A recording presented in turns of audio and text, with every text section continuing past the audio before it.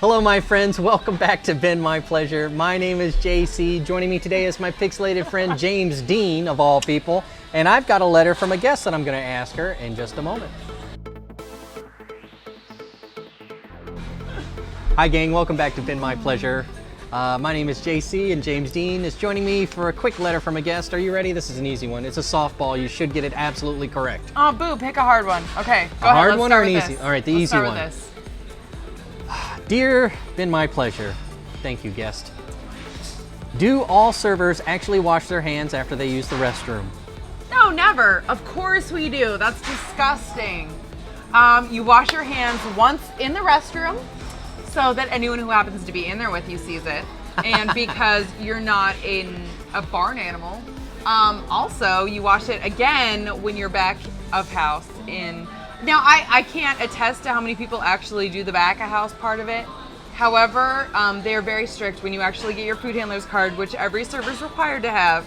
You're supposed to know that both are required. I don't know, honestly, if the one in the bathroom is supposed to be for show, or if they just don't trust people to do it for the full 30 seconds.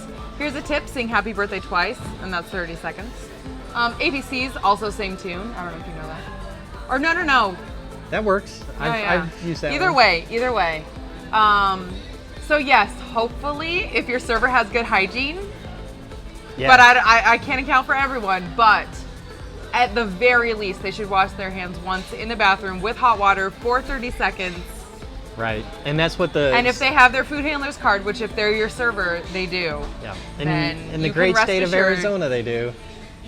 Okay, true. I don't know about other states, but I can speak for Arizona. That's right. If you're in the great state of Arizona, in order to serve and handle food, you must have a food handler's certification, which is a pretty straightforward, pretty simple, one would think. Question and answer, fill it out, takes about 10 minutes. But At least if James Dean is your server, if you're James good. Dean is I your can server, tell you that for sure. you're good. Yes, definitely when someone's in the restroom. In fact, when a member of the staff goes in the restroom just to tidy it up or clean it, they're going to be washing their hands on the way out also. Also, they are going to be opening the door with a paper towel. They should. Shouldn't be just grabbing the disgusting disease-ridden handle. Also a tip for you patrons. Yeah, that's true. For you patrons, use that paper towel that you're drying your hands with to open the door. What she's referring to as far as the back of the house is after people bust your table, pick up your dishes, take them in back, and put them into the general utilities wash area to be washed and reused. I say reused, but yeah, that's exactly what happens. It's like your dishes at home. They wash them. It's sanitized. It goes through a sanitization cycle. It is heated to a certain extent with sanitizer. Yeah. It is not just Here you go. your salad is not thrown on a plate that we just brought back. I promise. I promise you. Quick, wipe off this steak sauce and put a salad on there.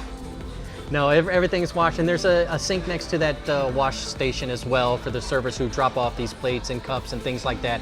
So when you see somebody picking up a bunch of cups with one hand and going in back, and you think, oh, that's disgusting. Well, they're washing their hands anyways, and if you think it's disgusting to get dirty before cleaning yourself, then that's just what happens. I promise you, we have at least three hand washing stations in the back. So just because you don't see it doesn't mean it's not happening. That's true. That's true. Everybody is washing their hands, guests at home.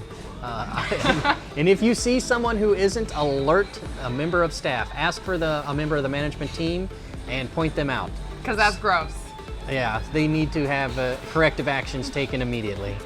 Yeah, thank you very much. Thank you, guest, for asking that question. That was a softball. Are you okay with that? Yes. All right. I want something harder. You want something I want harder? difficult.